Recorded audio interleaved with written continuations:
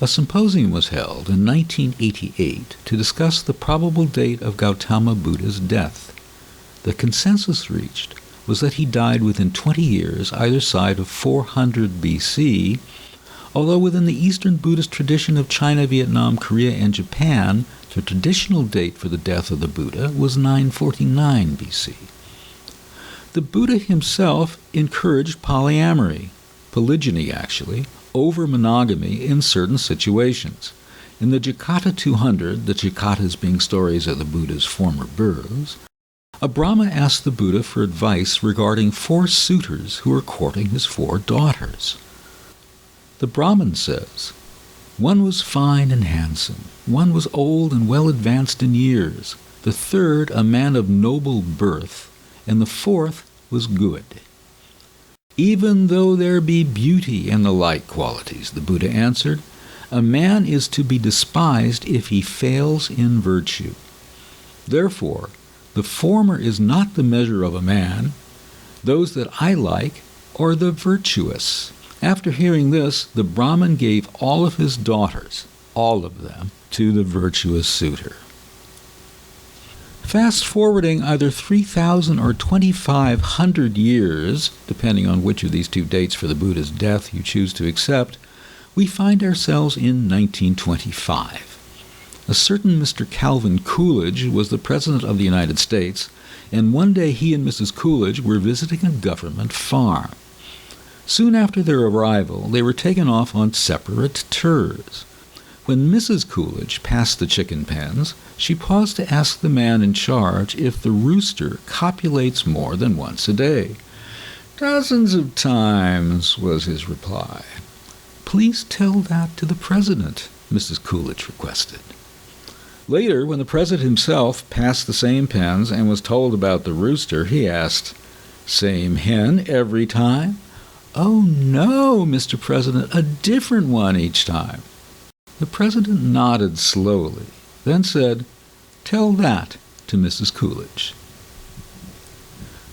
While former exotic dancer and current PhD-holding professor at the University of Nevada, Las Vegas, Catherine Frank, contends that group sex was actually depicted in Paleolithic art, Derek McCulloch and David S. Hall, in an article appearing in the Electronic Journal of Human Sexuality, note that of the 1,270 human societies cataloged in Murdoch's Ethnographic Atlas, about 85% indicate some form of multi-spouse relationships. There is evidence that this form of behavior, as late as the 1940s, was acceptable in 39% of the world's cultures. In the United States, so-called key clubs came into existence. These clubs consisted of an elite group of fighter pilots and their wives during World War II. These men were wealthy enough to move their wives close to the base, and the fact that the fatality rate was the highest of any branch of the service made non-monogamy acceptable. In a key club, when couples arrive at a social party, they drop their keys into a fishbowl. At the end of the evening, the women at the party close their eyes, reach in, and whoever's set of keys she pulls out is the man she goes home with that evening. Such a key mate-swapping party was depicted in an extremely unsympathetic and moralistic manner, I will have to say, in Ang Lee's film, The Ice Storm. Don't have to go out and watch that. Not right away. So McCulloch and Hall observe that polyamorous do not have to individually meet every need of each partner they have. If your wife loves opera and you dislike it, perhaps one of her lovers will enjoy taking her to hear it. If he is a computer whiz and helps fix your computers when they don't behave, you are a very lucky person.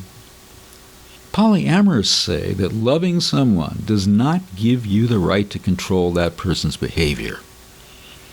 These comments bring to mind a line of dialogue from Ingmar Bergman's film Written, The Right, and I quote, "You really need 4 men. One to support you, one to fuck you, one to entertain you, and one to take care of your soul." Or so says Gunnar Bjornstrand to Ingrid Tulin as their acting group is on trial for giving an obscene performance. In a certain way, polyamory, which we'll define for the sake of convenience as an agreement between a couple that each member may have concurrent outside sexual experiences, is like cheating, which we discussed in our last episode, only without the lying, without the secrecy, without the guilt, and at least in theory, without the jealousy. A subset, one might call it, of polyamory is the ménage à trois. A ménage à trois is a domestic arrangement with three people sharing romantic and or sexual relationships with one another and typically dwelling together. The phrase is a loan from French meaning, quote, household of three, unquote. A form of polyamory, contemporary arrangements are sometimes identified as a throuple, a thruple, or a triad.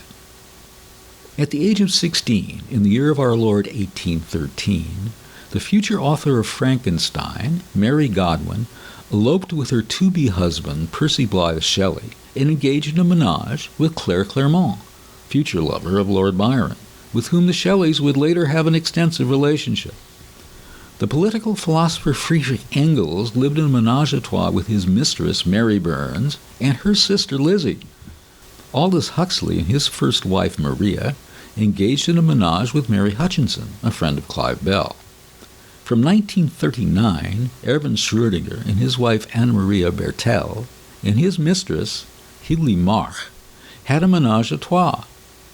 If you've been following these podcasts religiously, or one might say paganly, you will recall that Schrödinger introduced the concept of Sitzbewegung to describe the jitter movement or jitter energy, which undermines everything, including, but not limited to, our sensuality.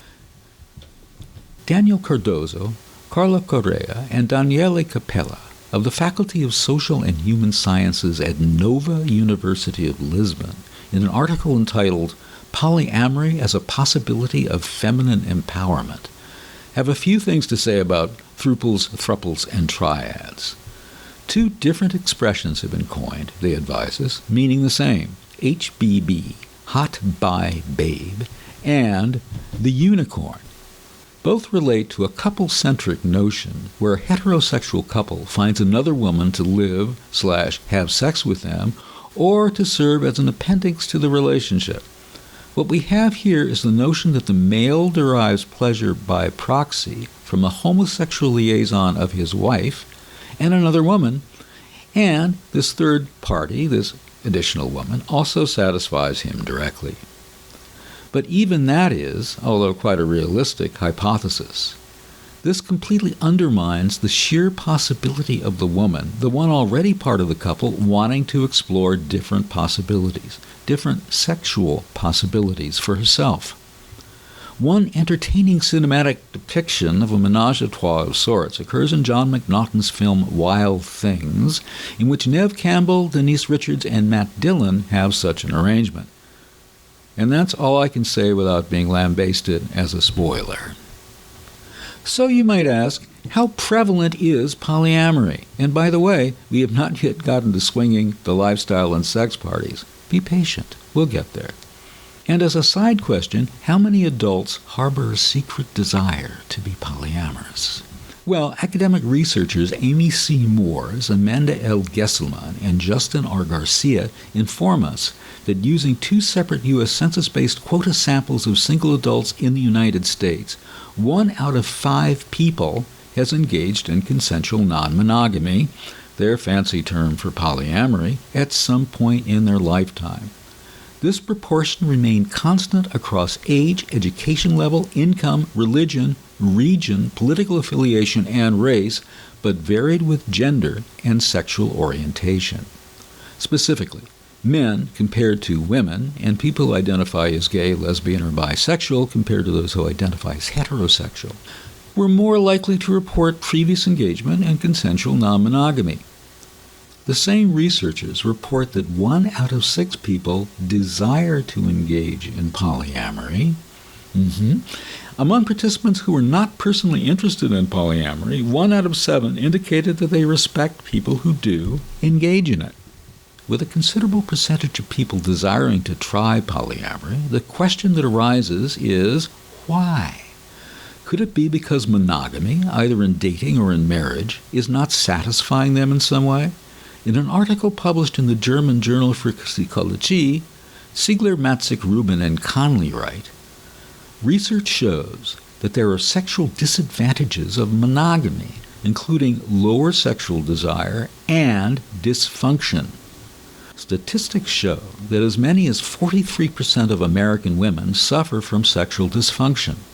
This diagnosis links long-term monogamous relationships with this medical condition, sexual dysfunction, among women. Recent research has found that women have a greater need than men for novel stimuli in order to maintain sexual arousal. And without the introduction of new stimuli, women's sexual arousal is likely to diminish. In other words, it is probable that women sexually habituate to their male partners in monogamous relationships, thus the notion that monogamous affords women a lifetime of exciting sex seems empirically unfounded. Elizabeth Sheff has written a series of articles in Psychology Today under the heading The Polyamorous Next Door. Given that women habituate to their monogamous partners, it is not surprising that research has found that women and men in polyamorous relationships report high sexual satisfaction. Indeed, women in polyamorous relationships find the sexual diversity to be a particularly beneficial component of their relationships. And furthermore, women cite the opportunity to explore the multifaceted nature of their sexuality, including a variety of partners as well as genders, as contributing to their increased sexual satisfaction. In addition to sexual satisfaction, women in polyamorous relationships also experience greater sexual agency. Research shows that polyamorous relationships provide a space for women to exert sexual autonomy without risk of stigmatization. Dietrich Klusmann, a psychologist at the University of Hamburg-Eppendorf in Germany, has provided a glimpse into the bedrooms of longtime couples. His surveys, involving a total of almost 2,500 subjects, comprise one of the few systematic comparisons of male and female desire at progressive stages of committed relationships. He shows women and men in new relationships reporting on average more or less equal lust for each other. But for women who've been with their partners between 1 and 4 years, a dive begins and continues, leaving male desire, that is the desire of their husbands or boyfriends, far higher. Within this plunge in female desire, there is a notable pattern, to wit, over time, women who do not actually live with their partners retain their desire much more than women who do. Interesting. Lesbian couples seem to fare no better, and maybe even worse, in keeping their sexual ardor for each other. The term lesbian bed death, coined by the University of Washington sociologist Pepper Schwartz in the 1980s, has been critiqued as overstatement, but not quite as pure fiction. In the lesbian community, the monogamy problem is being aired more and more. Lisa Diamond, a professor of psychology and gender studies at the University of Utah, explains, for years, gay men have been making open arrangements for sex outside the couple. Now, increasingly, gay women are doing that as well. Morris Eagle, Ph.D., ABPP, Professor Emeritus at the Derner Institute of Advanced Psychological Studies at Delphi University, and the former president of the Division of Psychoanalysis within the American Psychological Association, argues that features of attachment work against erotic desire. According to Eagle, for a romantic partner to serve as an attachment figure, they need to be available, familiar, and predictable. These characteristics, however, thwart feelings of sexual desire, which he argues, conversely, is ignited by novelty and unpredictability. If, in fact, familiarity and predictability are key features of an attachment figure, and if sexual desire for a partner is diminished by these characteristics, then once an attachment bond is formed in a relationship, it is likely that sexual desire will decrease. In other words, it is primarily attachment, not sex, that keeps adult partners together for a long period of time, according to Dr. Eagle. There is a good deal of evidence in both animals and humans that diversity and unfamiliarity increase the intensity of sexual interest, and that familiarity, propinquity, and availability dampen the intensity of sexual interest and of sexual excitement. They pot it down, so to speak. Another source of the partial antagonism between attachment and sexuality lies in the fact that insofar as one's romantic partner becomes one's attachment figure, the woman takes on a role that is, in important respects, similar to the role played by the mother. This may trigger or intensify the incest taboo, which then makes it more difficult to experience the partner as a sexual object. She becomes too identified with the mother. And this, as much as Gilles Deleuze and Félix Guattari tried to do a hit job on forms of psychology based on the Oedipus complex, well, here we find it coming back to it again. It rears its ugly or beautiful or maternal head once more. The Oedipus complex, the myth, the story of King Oedipus who murdered his father and married his mother. And although Sigmund Freud rejected the idea, there is also an Electra complex in which the woman never gets over her quasi-sexual libidinal investment and cathexis in her father. There is another aspect of these dynamics, however. Women friends of mine have often expressed their frustrations at their boyfriend's lack of commitment.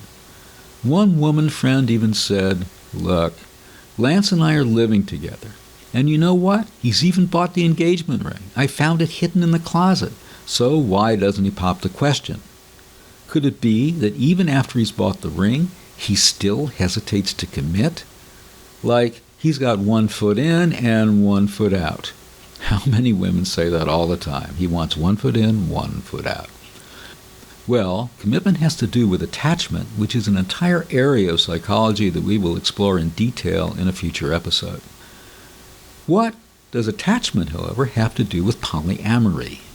In a study by Jean-Pierre Boulot-Pelletier, Frederick L. Philippe, Serge Lecoeur, and Stéphane Couture, published in the journal Attachment and Human Development, these researchers found that attachment avoidance was positively associated with extradyadic sex, while attachment anxiety was unrelated to it.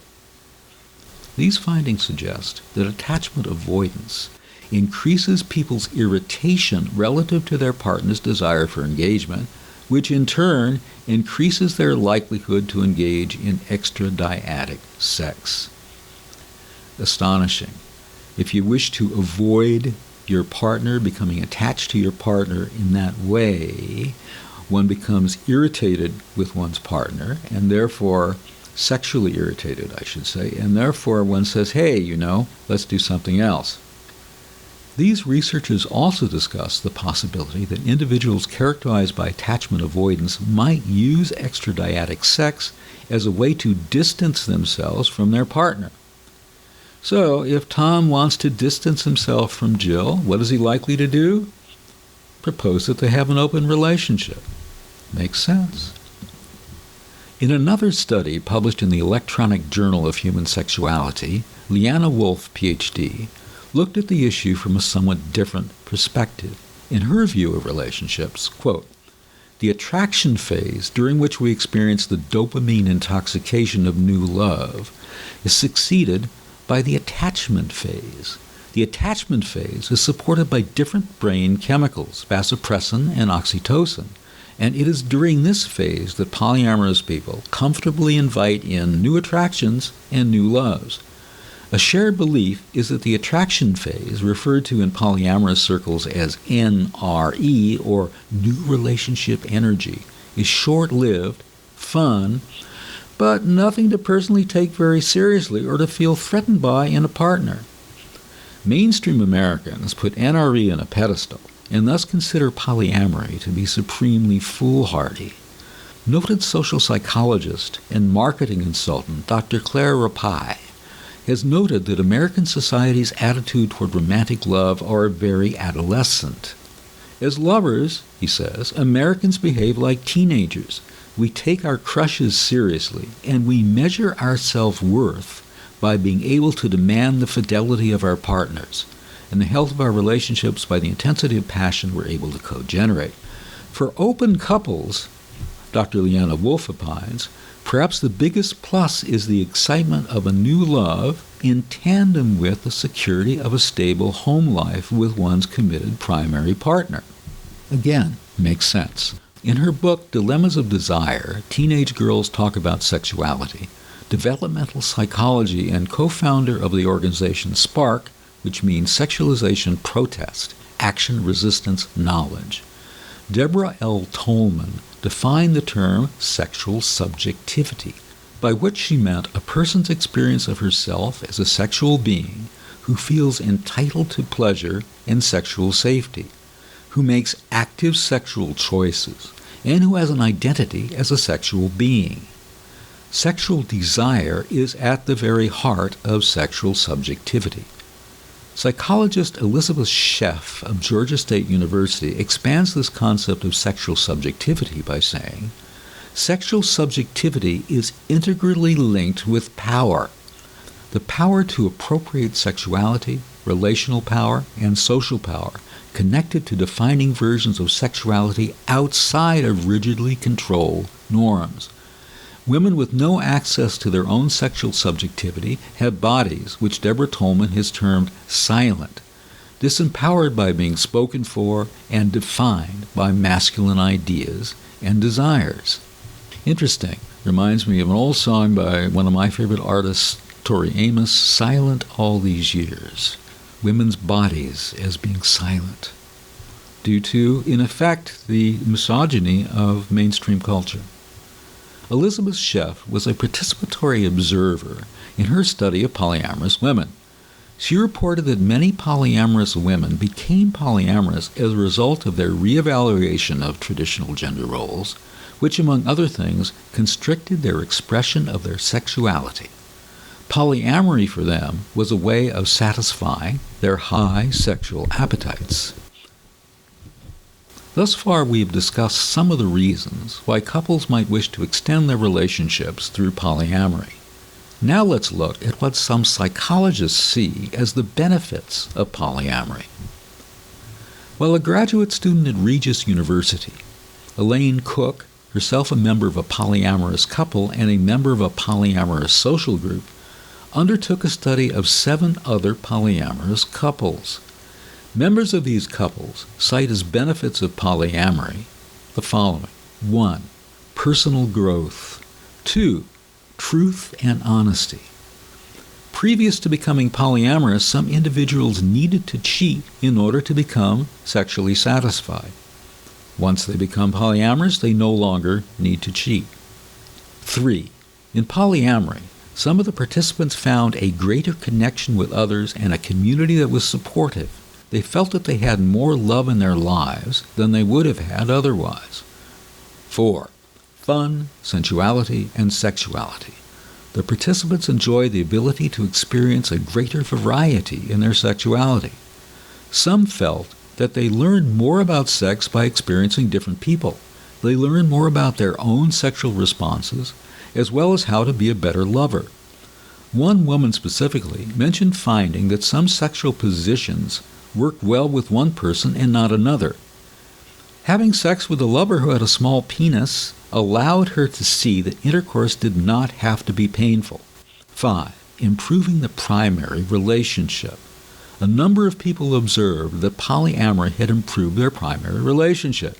One of the ways this happened was that some people felt an extra sexual juiciness.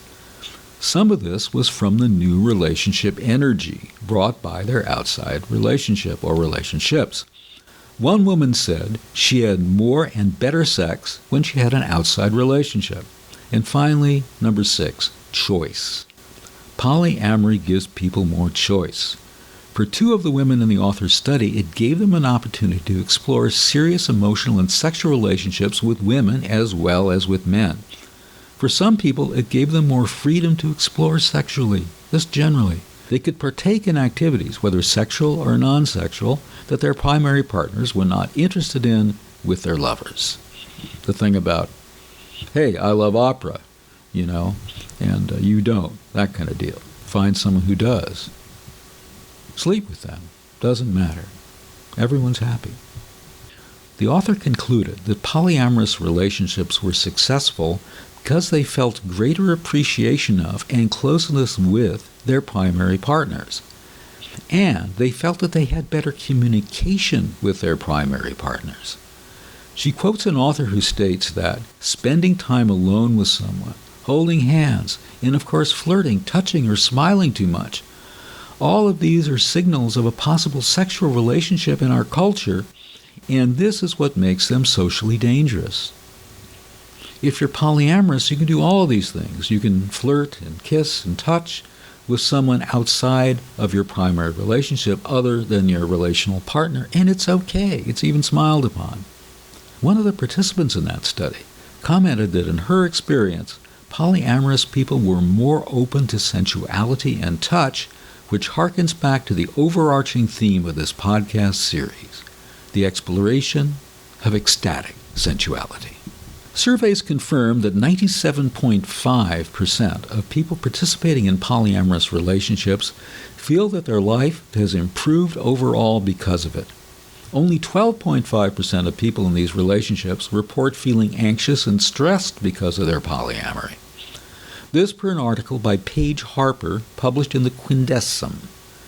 Through research via self-report, Alicia N. Rubel and Anthony F. Bogart reported in the Journal of Sex Research that, quote, it has not been consistently found that consensual non-monogamists would have poorer psychological well-being while engaging in consensual non-monogamy.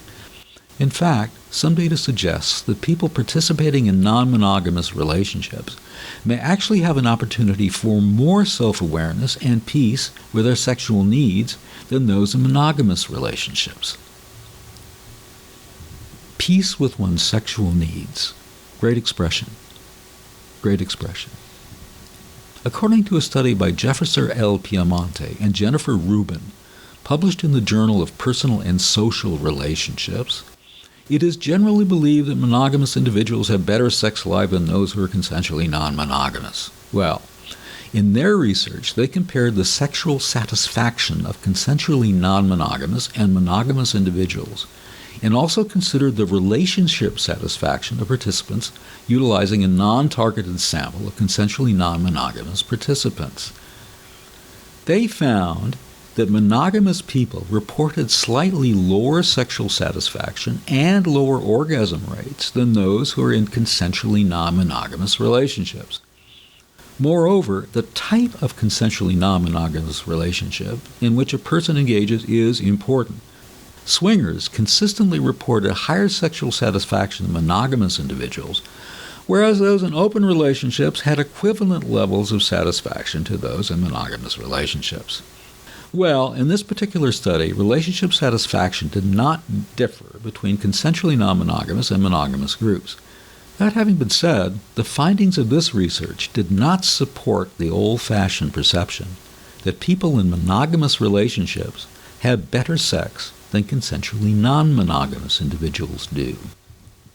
In another article published in the Journal of Personal and Social Psychology, authors Amy C. Merz and Robin Edelstein tell us that in qualitative studies, the majority of individuals engaged in consensual non-monogamy reported that their marriage improved and that they felt increased warmth, closeness, and love toward their primary partner as a result of their consensually non-monogamous lifestyle.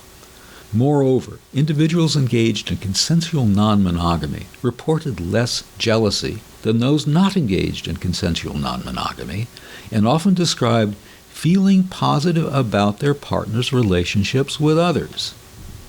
This observation is expanded upon by Stephanie Pappas in an article published in the Scientific American, from which I shall now quote.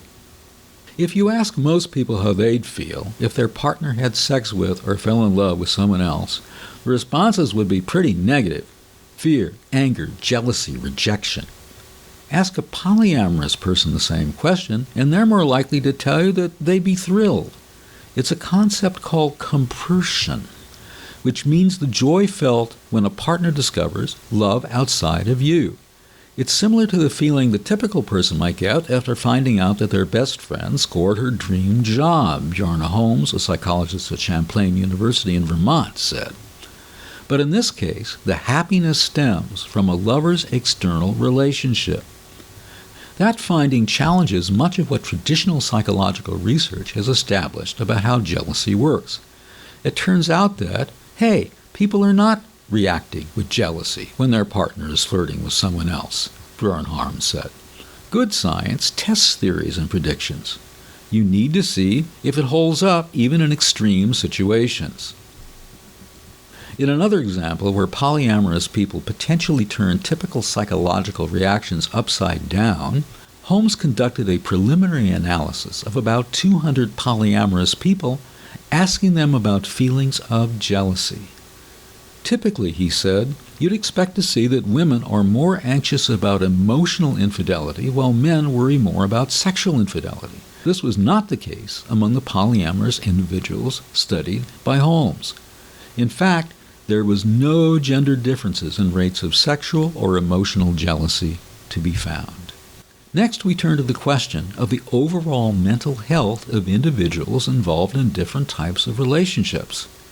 Well, like so many other things, this has actually been studied. Jordi Korbach of the University Pompeu Fabra in Barcelona and his colleagues argue that emodiversity, that is, the variety and relative abundance of the emotions that humans experience, is an independent predictor of mental and physical health, such as decreased depression and doctor's visits. They further claim that experiencing many different specific emotional states, for example, anger, shame, and sadness, can have more adaptive value than experiencing fewer or more global, generalized states, such as, oh, I'm feeling bad, that sort of thing. Since the diversity of these specific emotions provides richer information about our environment, the individual is more able to deal with a given affective situation. Moreover, reporting a wide variety of emotions might also be a sign of self-aware and authentic life. Such emotional self-awareness and authenticity are linked to health and well-being.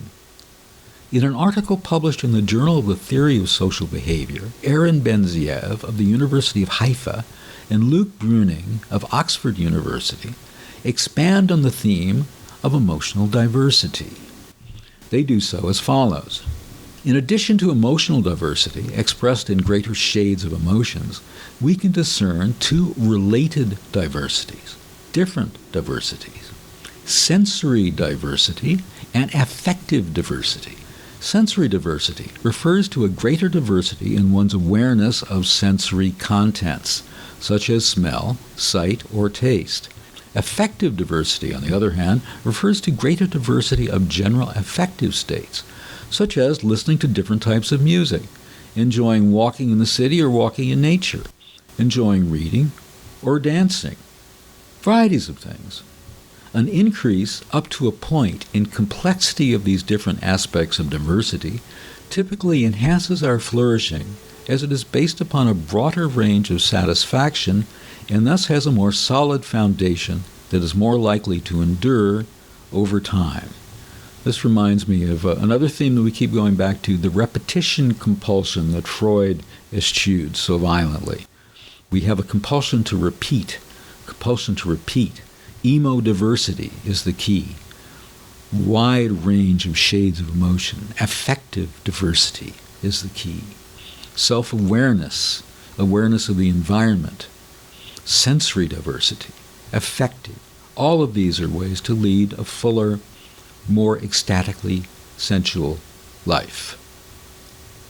So, this harkens back to a fundamental theme of this podcast series, that as a result of millennia of evolution, human brains are now structured so as to tune out sensory inputs which could not only increase pleasure, but also increase our sensuality and capacity for intimacy as well.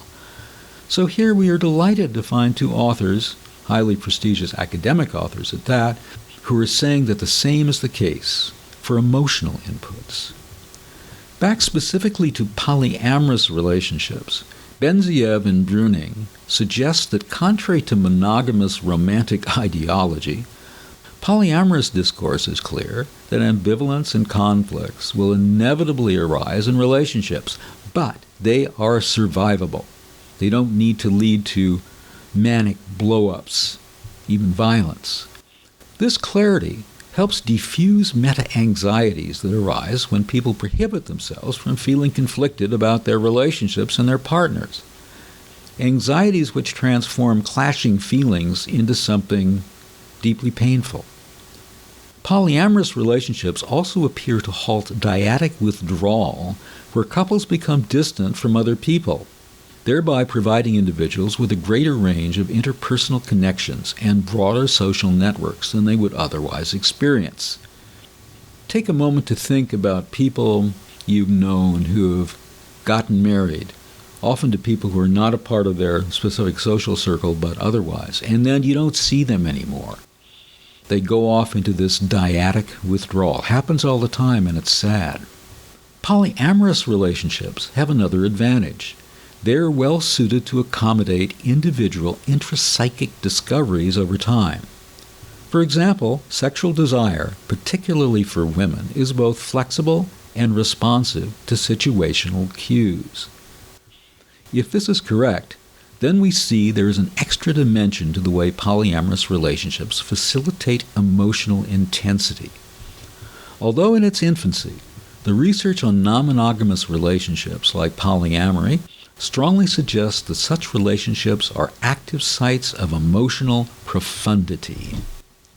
Xiaozhong Shang of Western University looked into the question of how being polyamorous, how having one or more outside relationships in a mutually agreed context, affects various aspects of the participants' primary relationships. She notes that previous research had found higher intimacy, commitment, and investment in primary relationships, while greater sexual frequency and satisfaction in secondary relationships. Well, the purpose of her study was to investigate specifically the differences in feelings of love and jealousy towards primary partners compared to secondary partners. 226 self-identified polyamorous who were above the age of majority had at least two partners, one as primary and another as secondary, were included in her study.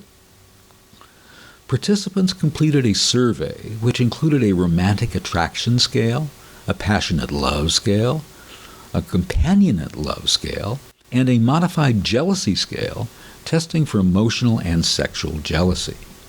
Participants were recruited through online polyamorous groups and social media, consistent with the hypothesis. Results showed higher companionate love and emotional jealousy for primary partners than secondary partners. However, results for passionate love and romantic attractions were contrary to predictions, both resulting higher for primary partners than for secondary partners. So wait a minute. Being polyamorous is likely to increase both your love for and your attraction to your primary partner. Wow! Yet one more reason for one to explore polyamory, or at least so it seems to me. A question asked by Dr. Richard J. Jenks, Professor Emeritus of Sociology at Indiana University Southwest, was, how happy in life are polyamorous people? Good question. Well, in a recent study of over 4,000 subscribers to the Loving More website, the authors asked their polyamorous sample about how happy they were. Respondents could answer along a 1 to 4 scale, with 1 being not too happy, 2 being not sure, 3 being pretty happy, and 4 being very happy. Their average score was slightly over 3. This score happened to be higher than the score for the comparison sample, which consisted of respondents to the General Social Sciences survey. When asked if their life was close to ideal, agree or disagree, the general population had the smallest percentage in the agree categories and also the highest percentage in the disagree categories. So they weren't that satisfied, weren't that happy. The swingers and the polyamorous were around 10 percentage points higher than the general population in responding that life was close to ideal, 67% versus 57%, and 10% lower in saying that they disagreed that their lives were close to ideal. Dr. Jenks' conclusion? There seems to be no reason to conclude that either polys or swingers are deeply disturbed or unhappy people, and that they are simply lying about their happiness and life satisfaction in order to deceive themselves and or others. In other words, gosh, they're really happy. Two things that most people are looking for in relationships are nurturance and eroticism. It just so happens that these are both themes of this podcast series. Nurturance, for me, means more than simply care, compassion, tenderness, and verbal or even physical expressions of love.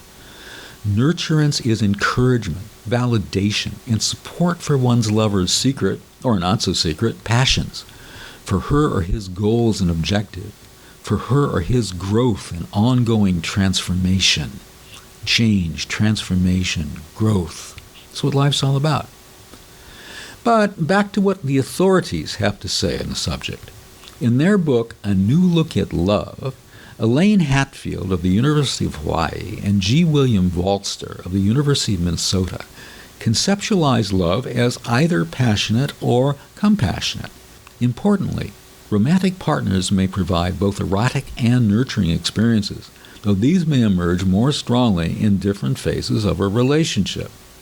Unlike individuals in monogamous relationships, those in polyamorous relationships can pursue multiple romantic relationships simultaneously, potentially allowing them to experience higher levels of eroticism and nurturance.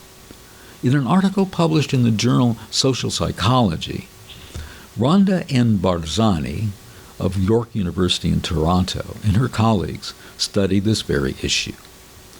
Among their research population, they found, as expected, that polyamorous participants experienced less eroticism but more nurturance in their relationship with their primary partners compared to secondary partners. Furthermore, people in polyamorous relationships reported more nurturance with primary partners and eroticism with secondary partners compared to people in monogamous relationships. These findings suggest that polyamory may provide a unique opportunity for individuals to experience both eroticism and nurturance simultaneously. This harkens back to the line from the Ingmar Bergman movie, to wit, that some, perhaps all of us, need more than one person to take care of our needs. Many of you listening to this episode are probably asking how polyamory works in the real world. In her book, Marriage Confidential, Love in the Post-Romantic Age, Pamela Hogg wrote, marital non-monogamy may be to the 21st century what premarital sex was to the 20th, a behavior that shifts gradually from prescribed and limited to tolerated and common. This path is connected to the so-called free passes some self-identified monogamous individuals give to their partners when traveling, or when their partner's lovers live in different city or country. In her study of modern heterosexual marriages, she wrote about the 50-mile rule, according to which both men and women allow their partners to have lovers when outside a negotiated radius from home, 49.5, 69.73, whatever. Some people who work in the motion picture industry have the expression locations don't count, LDC, meaning that if you are away on a shoot a long distance away, and for a lengthy stretch of time, it is perfectly permissible to sleep with other people. Okay. As Catherine Frank and John de la Matte indicated in their chapter of the book Understanding Non-Monogamies, this type of arrangement fits well with the professional conditions of the increasing number of people who frequently travel for conferences, workshops, retreats, or business meetings. Then there's the issue of fidelity in the primary relationship. To ask the question bluntly, are polyamorous individuals, whether swappers or swingers or any flavor of either of these, more or less likely to cheat, to do something sexually that is not permitted, if you will, within the context of the negotiated polyamory? In an article published in the Proceedings of the Royal Society B, Biological Sciences, Magnus Enquist, Risa H. Rosenberg, and Hans Teymann, Department of Zoology, Stockholm University, report as follows. Recent studies of socially monogamous species have shown that in many cases, females do not copulate exclusively with their pair mates, but are also receptive to other males. The explanation usually given for unfaithful female behavior in this context is that most females are unable to bond with a male they would prefer as genetic father to their offspring. To secure male assistance, the female therefore pairs with an available male, but also copulates with males of supposedly higher genetic quality. Interesting. However, Enquist et al. Offer an alternative evolutionary explanation for female infidelity, which does not rely upon this good genes hypothesis of female choice. They show, with a simple model, that in an evolutionary game between three players, a male, a female, and a male lover, solutions exist in which the female can secure more assistance from her mate by being receptive to other males. If a female is interested in, by which we mean receptive to, other males, and thereby attracts them, her pair mate may decide not to stray. Many cases of monogamy are looked upon today as a reproductive coalition, social monogamy, in which males and females tend their common offspring rather than as sexual monogamy. Another matter we discuss regularly in this podcast is the relationship between love, including physical, erotic, and sensual love, and spirituality. In an article published in 2019 in the International Journal of Transpersonal Studies, Seth Pardo of the San Francisco Department of Public Health and Akila E.A. Kissler examine the spiritual identities of people who self-identify as consensually and openly partnered with more than one person, as well as if and how those identities changed since childhood.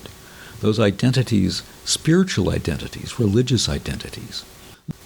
Moreover, to deepen previous transpersonal relationships which investigated how non-monogamous paradigms of loving contribute to spiritual development, their study also examined between-group differences of whether non-monogamous sexual behavior and spirituality are emotionally linked. Their data suggested specifically that pagan spiritualities may provide more supportive philosophical and spiritual frameworks that normalize and validate non-monogamous behavior, non-heterosexual interests, sexual desire, and the sacredness of sexuality.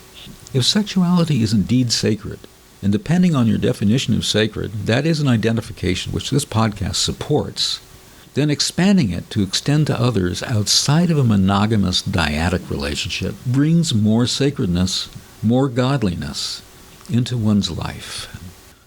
Jorge N. Ferrer of California Institute of Integrated Studies in San Francisco has in fact written about polyamory as a path toward emotional and spiritual growth.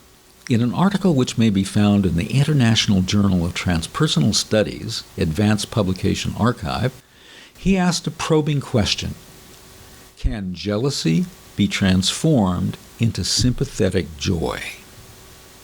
In Buddhism, sympathetic joy, mudita, is regarded as one of the four immeasurable states, Brahma Viharas, or qualities of an enlightened person. The other three being loving kindness, metta, compassion, karuna, and equanimity, upekkha.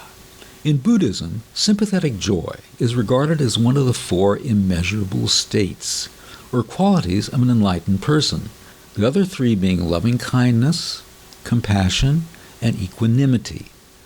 Sympathetic joy refers to the human capability to participate in the joy of others, to feel happy when others feel happy. Has not the transformation of jealousy into sympathetic joy been described in the tantric literature, he asks? Well, yes and no. In Vajrayana Buddhism, jealousy is considered an imperfection associated with attachment and self-centeredness that is transmuted into sympathetic joy, equanimity, and wisdom by the power of the Lord of Karma, one of the five Dhyani Buddhas, which is to say, Buddhas visualized in meditation. In Vajrayana Buddhism, jealousy is considered as an imperfection, klesha, associated with attachment and self-centeredness that is transmuted into sympathetic joy, equanimity, and wisdom by the power of the Lord of Karma, Amoghasiddhi, one of the 5 Dhyani Buddhas, which is to say Buddhas visualized in meditation. From the green body of Amoghasiddhi emanates his consort, the goddess Green Tara, who is said to also have the power of turning jealousy into the ability to dwell in the happiness of others. Well, at first sight, it may look as if the green gods and goddesses of the Buddhist pantheon have defeated the green-eyed monster of jealousy. Upon closer inspection, however, it becomes apparent that this perception needs correction or modification. The problem is that the Buddhist terms translated as jealousy, such as Isa in Pali, frog dog in Tibetan, or Ishaya in Sanskrit, are more accurately read as envy. In the various Buddhist descriptions of jealousy, one generally finds illustrations of bitterness and resentment at the happiness, talents, or good fortune of others, but very rarely, if ever, of contracting fear and anger in response to a mate's sexual or emotional connection to others. As Shogron Trungpa wrote in his book, Orderly Chaos, the Mandela Principle, it is not exactly jealousy. We do not seem to have the proper term for it in the English language. It is a paranoid attitude of comparison rather than purely jealousy. In other words, it's more like a sense of competition. One thing we all have to look forward to is growing old. Well, growing older, and becoming, as they'd say, 55 plus. That prospect may be a long way off for you, it certainly is for me, but it is never too early to think about it. What do old folks do for intimacy, for pleasure, for sex? For some of us, to visualize senior citizens having sex is, well, shall we say, not the optimal aesthetic experience. James R. Fleckenstein and Darrell W. Cox II of the Department of Anthropology, University of Oklahoma, report the following. Research shows that increased sexual activity is strongly associated with better health outcomes and greater personal happiness. This is true for all of us. For all of us. Okay? Increased sexual activity is strongly associated with better health outcomes and greater personal happiness. Remember that, all my listeners to this podcast. This is also true, maybe especially true, among older adults, and especially men, where declining sexual frequency has been shown to be correlated with negative health, increased risk of cardiovascular problems, higher risks of depression, and diminished general happiness. Recent research indicates that among older adults, married individuals are not necessarily getting more sex and are not being more sexually satisfied than single individuals. If you're married, that doesn't help so much. Well, Lars Tornstrom proposed a final stage of human psychological and moral development, which he called gerotranscendence, which he defines as a state of development where individuals transcend rigid sociocultural perspectives about the self, about others, about material things, and fundamental existential questions. Experiencing gerotranscendence results in a meta-perspective that is reflective, cosmic, transcendent, and typically more personally satisfying. Sexual and erotic gerotranscendence is not about a last man ditch to add notches on the bedpost, nor attempts to slake long suppressed sexual lusts. It is a quest for optimal transcendent sexuality.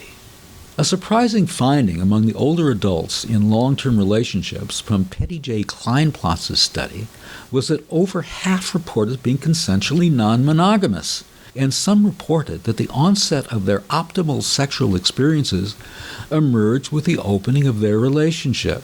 Optimal sexual experience was described by the participants as consisting of authenticity, intense emotional connection, being present, deep sexual and erotic intimacy, extraordinary communication, vulnerability, interpersonal risk-taking and exploration, and finally, transcendence.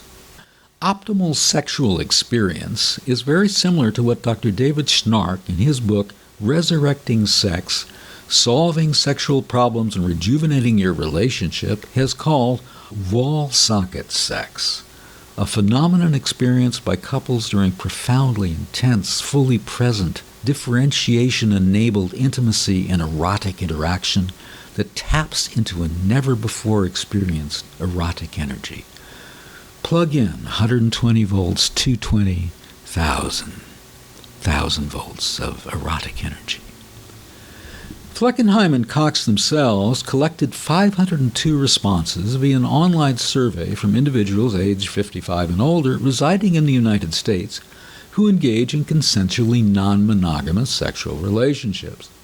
Self-reported health and happiness, number of sexual partners, and sexual frequency are compared with 723 similar responses from the nationally representative 2012 United States General Social Survey conducted by NORC, N-O-R-C, at the University of Chicago.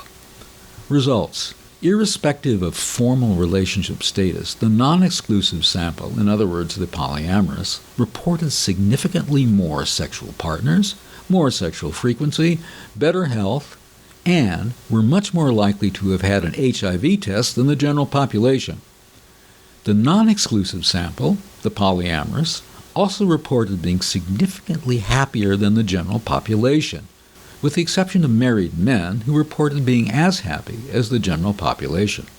So, in this study, polyamory made women happier than it made men. Whoa! Okay, put that in your pipe and smoke it. Well, as with everything else, over every ray of sunshine a cloud must eventually pass. Such a cloud is provided by Giulio Perotta, strategic psychotherapist and forensic criminologist, as well as a jurist in Rome.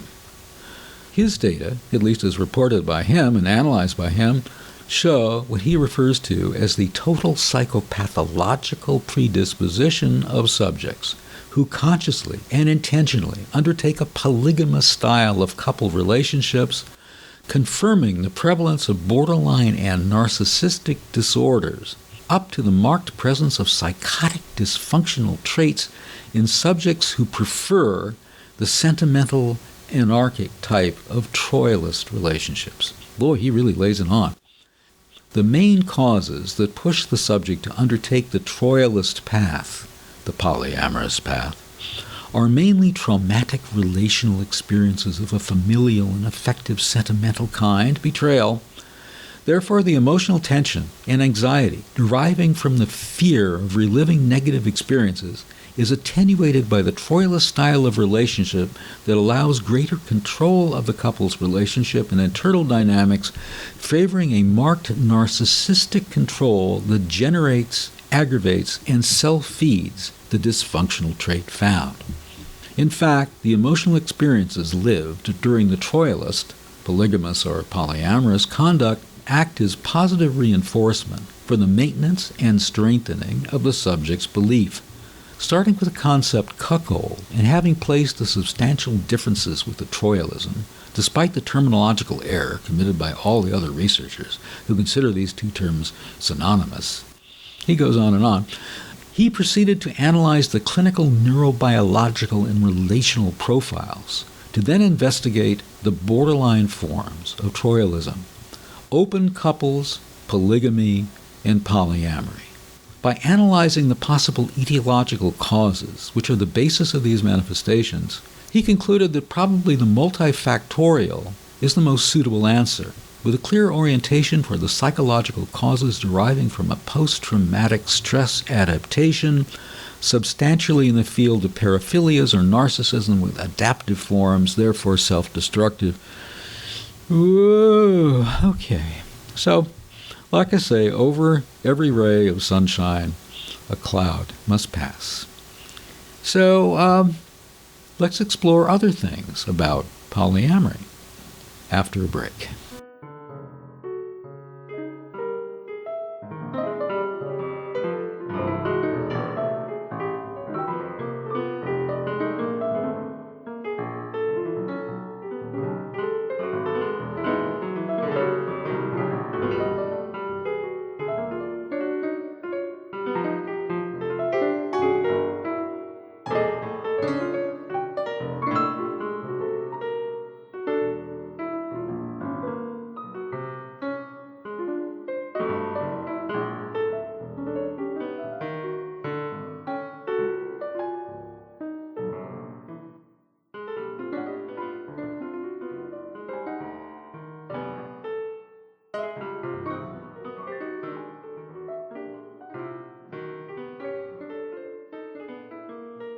Swingers. When I think about swingers, what springs to mind are events and contexts in which people have sex publicly, and many of the individuals with whom they have such public sex are not persons with whom they are in relationships, or even know outside of the context of the swinging experience, or perhaps the swinging community of which they are members. There are also swinging contexts and events where sex is less of a performance. Groups of people float off into more private situations. However, this does not diminish the visual enjoyment of watching and touching and caressing new people, or the thrill of doing this. And apparently there are a lot of them. About 4 million people are swingers, according to estimates by the Kinsey Institute and other researchers. Swingers have become a multi-million-dollar travel industry. So be careful when you pick a family vacation spot. Watch out for the code words like clothing optional, adult fun, and couples only. I go for the ones that say no television. That would be a good swinging site for me, I think, or a good vacation site in general. Hundreds of resorts now cater to the lifestyle, as it's known. There are also swingers conventions that take over entire resorts. Inside, thousands of couples play out their sexual fantasies and find new things and positions and people to fantasize about. And they keep those fantasies with them year-round, and it spices up their lives. It's a worldwide phenomenon, according to award-winning journalist Terry Gould. When Gould was assigned to write a news story about swinging, he assumed it would all be about sleaze. He was surprised when he went to an elegant club. I met bankers and lawyers, and I started talking to these people, he said. Gould then spent 3 years researching the lifestyle and the people who swing. Most of them don't drink, and most of them don't use drugs. They believe in raising children in clean-cut, stable environments. They match our paradigm of the sunny suburbanite, he said. If I may be permitted an aside, there are lifestyle retreats at which the finest wines are served, a magnum of Domaine Leroy, Les Vignerons, Louis Saint-Georges, Premier Cru, would be no stranger at top-level lifestyle events, and if this isn't an inducement for you, then I have no idea what would be. Pretty good salesman. In his book, The Lifestyle, A Look at the Erotic Rights of Swingers, Gould concluded that couples swing in order not to cheat on their partners. They see it as consensual, co-marital sex, and something that they're doing in order to spice up their own relationships. They're not going to a swing club to have sex with other people. They're going there to get hot for each other, Gould said. From what people have told me, my response to this is yes and no. Couples do visit swinging clubs and resorts to have sex with other people, with the ultimate joy, the ultimate result, being that they can get hot for each other. They bring the juiciness back home. Some would think that men might pressure their wives into swapping, or specifically in this case, into swinging, but the women say they're the ones who are in charge. The women are the ones that make this happen, said one female swinger. We have the veto right, another said. So if we are not attracted to the other couple, it's not going to happen. It's usually men who bring women into the lifestyle, but it's the women that keep them in the lifestyle, opined a male swinger. Well, we'll look into that matter a little bit more later. The women say that they find the sexual freedom liberating. It definitely changes women, and it makes women feel more confident that they're the ones in charge, a female swinger commented. The women say they find the sexual freedom at swinging events and of being swingers liberating. It definitely changes women, and it makes women feel more confident that they're the ones in charge, a female swinger commented. The couples set up certain rules beforehand. Some couples don't do anything without the other. Some couples don't kiss others, which I find fascinating. In a certain way, I get it. A kiss, meaning a full-fledged kiss on the lips with tongue involvement, is almost invariably a loving, romantic gesture. I say this as someone who adores kissing, with its innumerable nuances, moods, rhythms, and styles. And eye contact with the person you are kissing is magical. You are falling into the depths of her sensuality and the depths of her capacity to love, and she into yours. A grope, on the other hand, is a sexual gesture more than seldom of a controlling, manipulative sort. At its best, a grope is a mutual turn-on for both parties, or for a throuple or a thruple or a triad, if that happens to be the context. At its worst, a grope is just a grope. Individuals of our grandparents' generation will remember the song that Dooley Wilson sang and played in the ancient movie Casablanca. You must remember this. A kiss is just a kiss. A sigh is just a sigh. The fundamental things apply as time goes by. In my experience, a kiss is almost never just a kiss. It's so much more. So much. Whereas many times, maybe even most times, a grope is just a grope. Ask any number of politicians and entertainment industry personalities who do this sort of thing all the time, and now, finally, thanks to the Me Too movement, many of them are being forced to pay the price for it. Such a grope is worse than an aggressive act. It is an assault of the most heinous kind. In 2005, John Stossel produced an investigative news report into the swinging lifestyle. When Stossel asked swinging couples whether they worry that their spouses will, quote, find they like someone else better, one male replied, people in the swinging community swing for a reason. They don't swing to go out and find a new wife. A woman asserted it makes women feel more confident, that they are the ones in charge. Stossel interviewed 12 marriage counselors. According to him, not one of them said, don't do it, though some said getting sexual thrills outside of marriage can threaten a marriage. Swingers whom Stossel interviewed said their marriages are stronger because they don't have affairs and they don't lie to each other. So in this way, swinging is similar to other forms of polyamory that we discussed earlier. Polyamory, swinging, all of these things are preferable to cheating. Yea or nay? Ask yourselves that. Yea or nay? Swinging can take place in a number of different contexts, ranging from spontaneous sexual activity involving partner swapping or adding a third or more participants in an informal gathering of friends to planned regular social meetings, to hooking up with like-minded people at a sex club, also known as a swinger club or a lifestyle club. Different clubs offer varied facilities and atmospheres, and also often hold theme nights. I'm looking forward to swingers clubs and lifestyle clubs offering Explore Ecstatic Sensuality nights. Make a deal with you if you want to do that.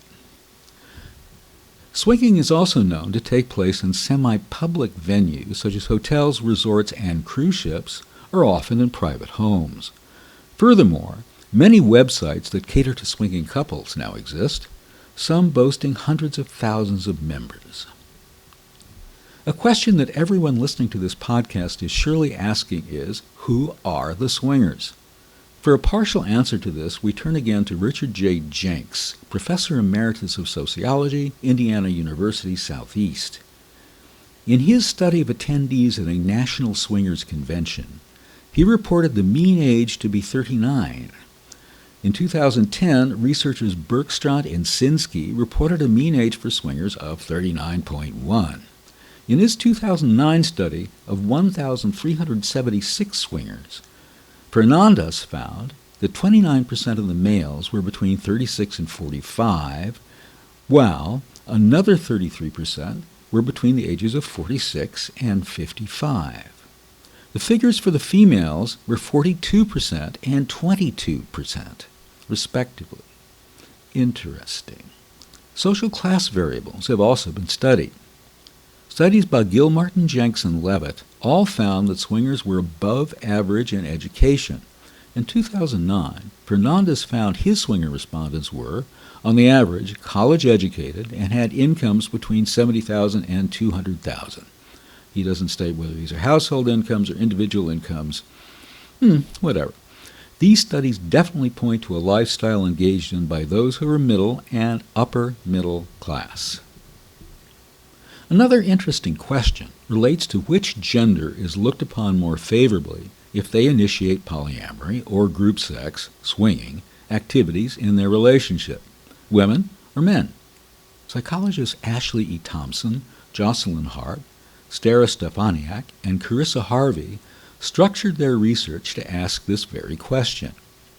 Using a between-subject experimental paradigm, 793 heterosexual U.S. adults, 338 men, 455 women, read one of 8 vignettes depicting an individual initiating one of 5 behaviors with their romantic partner.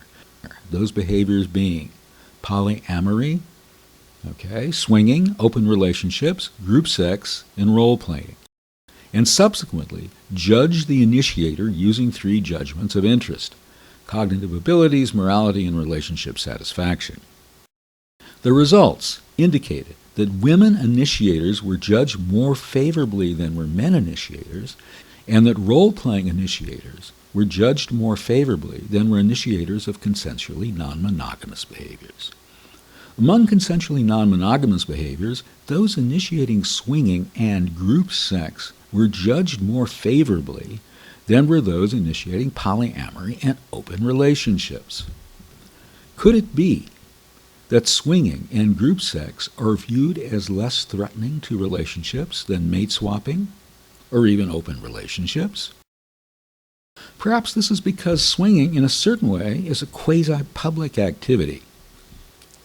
Jerry and Sue are a couple who attend a swingers party, and Jerry sees Sue making it with another guy. Let's call him Chris. Well, this is not seen as a threat to Jerry and Sue's marriage or relationship because Jerry knows that it's a one-off and that there is no emotional connection between Sue and Chris. Except, we may observe, great sex can be very powerful and can engender an emotional bond very quickly. It's hard to get a great orgasm out of your mind, either for the persons who experience it or for the individual, in this case Jerry, who watches them, in this case Sue and Chris, experience it. Which brings us to the question of jealousy as experienced by swingers and especially by couples who swing. In an article published in 2017 in the journal Psychology and Sexuality, Justin Wilt, Marissa A. Harrison, and Kobe S. Michael, all of Penn State Harrisburg, define swinging as emotionally committed romantic partners engaging in sex with others, typically in the presence of one's partner. Previous studies of the demographics, attitudes, and behaviors of those involved in swinging are largely from the 1970s and tended to focus on obtaining information from only one member of a romantic pair engaged in swinging. In their present exploratory descriptive study of swingers, these psychologists endeavored to obtain a contemporary sample to document demographics, to elucidate gender similarities and differences with respect to motivations and attitudes towards swinging, and to gauge self versus partner perceptions of the shared activity, that activity being swinging. They administered a questionnaire to 34 heterosexual couples attending a swinging club. Demographics match those found in previous studies of swingers. As expected, participants engaged in swinging for enjoyment and fantasy fulfillment and reported low jealousy from themselves and their partners. Results show few gender differences in attitudes towards swinging and consistent partner agreement of the motivations and parameters of participating in swinging. However, participants' assessments of why their partners engaged in swinging were not consistent with their partners' reports. Interesting. More communication and sharing would be called for, it seems to me. Fascinating. In an article published in the British Journal of Social Psychology, Richard de Visser and D. MacDonald also addressed the issue of jealousy among swingers. Their qualitative study examined the management of jealousy among 4 active heterosexual swinging couples living in southern England. Participants highlighted the importance of discussion and negotiation, communication, a shared couple identity, and shared rules and boundaries that allowed them to manage jealousy so that they could better enjoy swinging. Rather than seeking to eliminate jealousy, swingers may manage their feelings of jealousy in order to increase sexual excitement and arousal. This makes perfectly good sense. Jealousy in this context can be like, wasabi with one's sushi. Or better, it increases the pulse rate, empowers one's own sexuality and sexual desire, excites one's sensuality. It's a thrill. A thrill that is perhaps distantly akin to surrender, but with the underlying confidence that your partner, your boyfriend or girlfriend, is always going to be yours.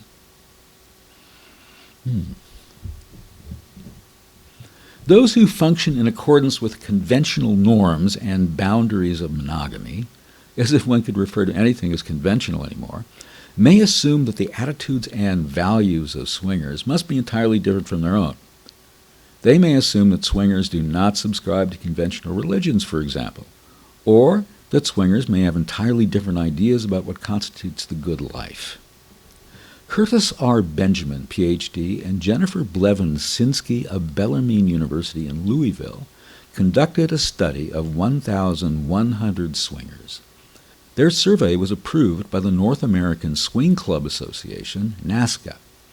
The age range was from 22 to 82, with the mean age of 39.1, the median age 28, and the standard deviation 9.6.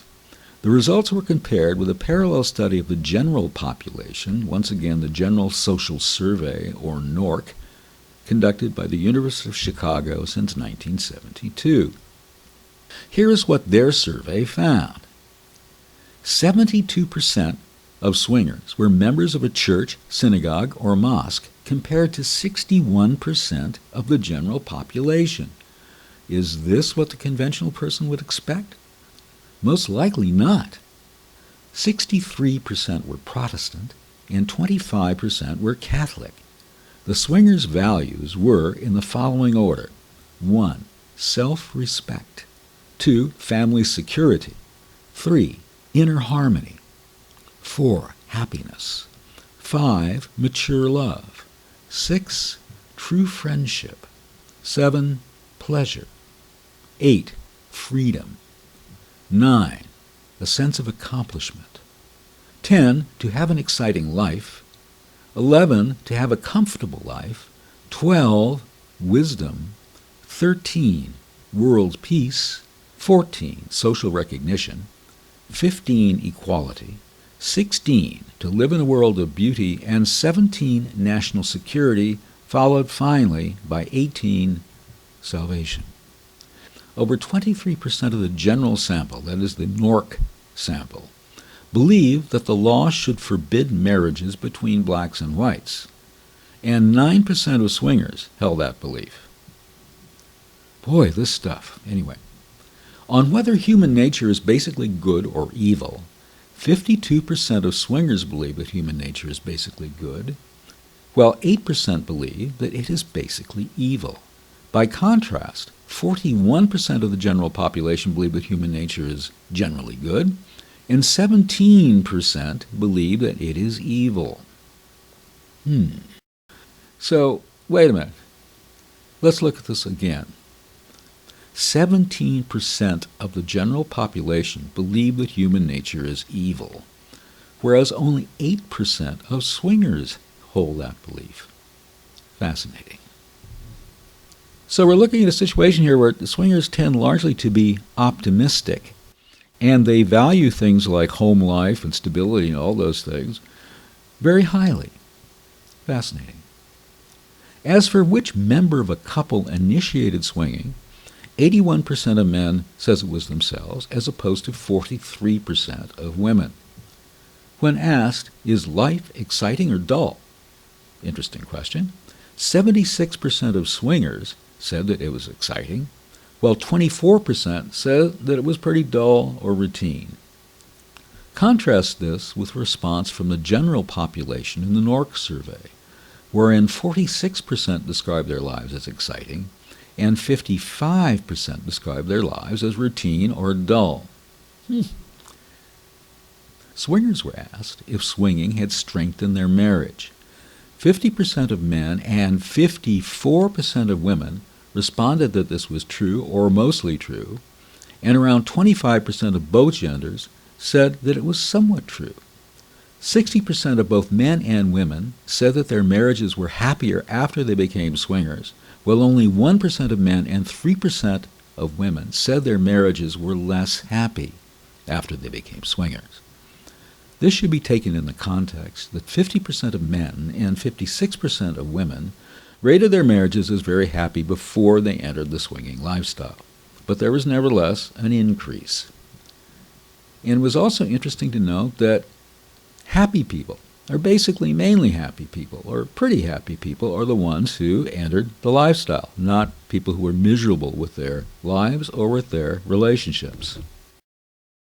As for jealousy, only 5% of men and 8% of women agree with the statement, "I have difficulty controlling my jealousy while swinging." Amanda S. Rysansky, and again Marissa A. Harrison of the School of Behavioral Sciences and Education at the University of Pennsylvania, were curious about swingers' self-esteem. Their sample consisted of 41 participants, 19 men and 22 women, identifying as swingers and attending a swinging event. Their study attempted to examine the self-esteem of individuals involved in a consensually non-monogamous relationship, the swinging lifestyle. For them, swinging was one type of consensually non-monogamous relationship. Utilizing the Rosenberg self-esteem scale, the self-esteem of swingers was quantified and compared to a sample of the general public. The results reveal that swingers have higher self-esteem.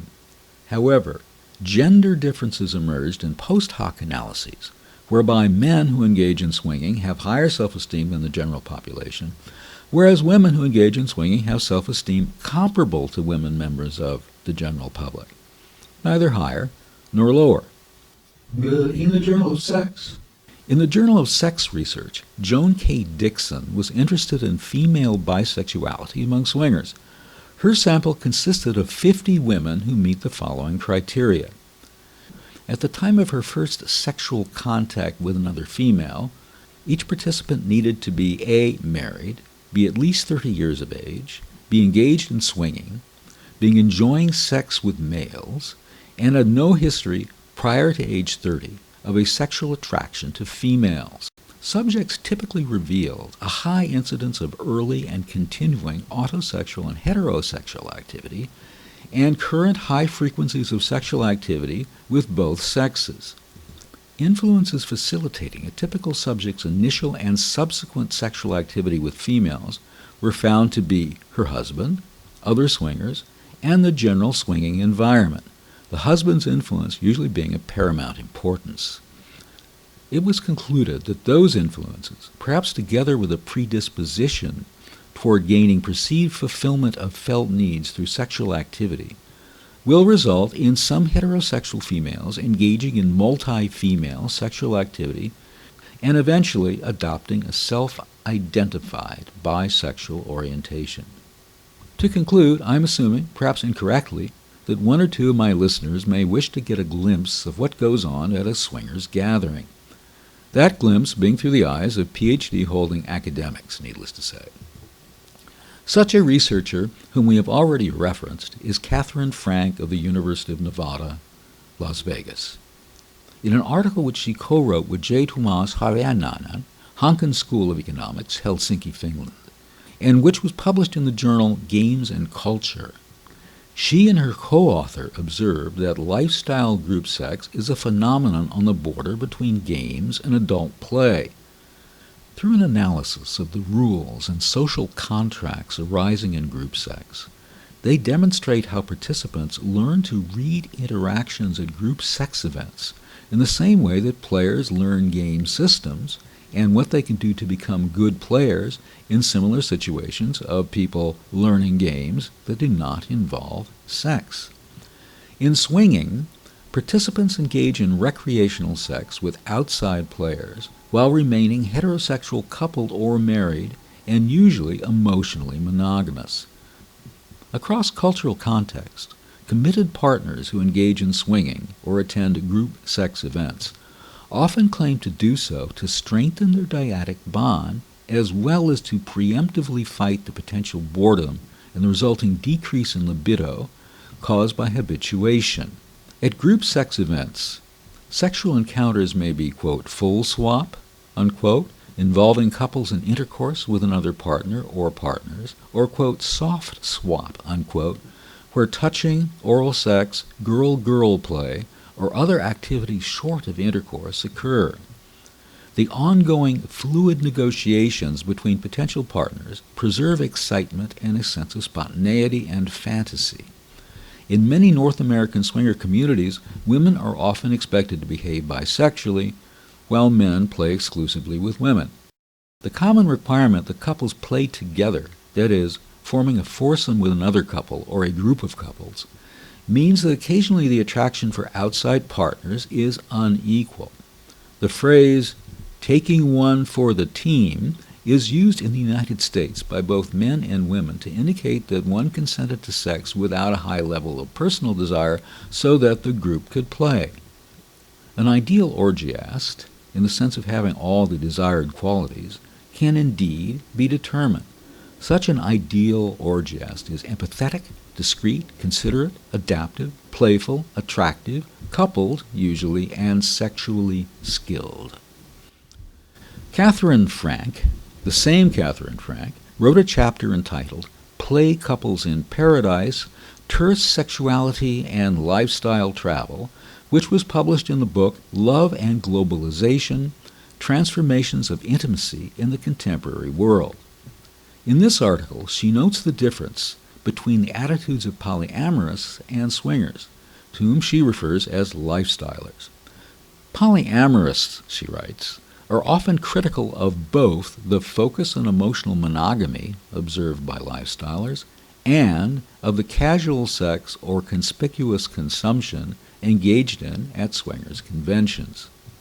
Lifestylers, Catherine Frank emphasizes, are not practicing what has been referred to in the past as open marriage.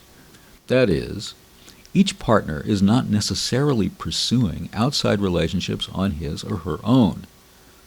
Lifestylers usually court and carry out their sexual encounters as a couple, and the lifestyle conventions provide them with an opportunity to do just that.